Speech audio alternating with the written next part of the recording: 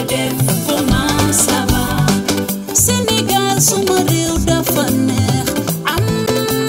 na jàmm fara waay nii laa lay jël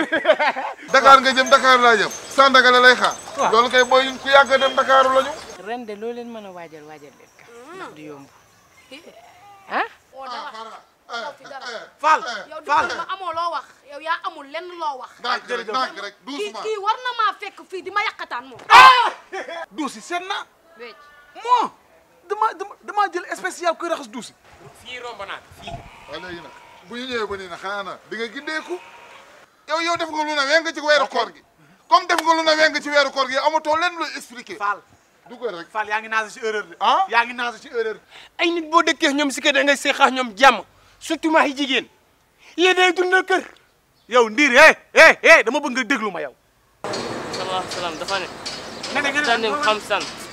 mangal juróomi miir xabla xam sin njëkk balaa juróom di ñëw mu ne xayaatuka sa dund gi def si lu baax xabla mawtika njëkk balaa ngay faatu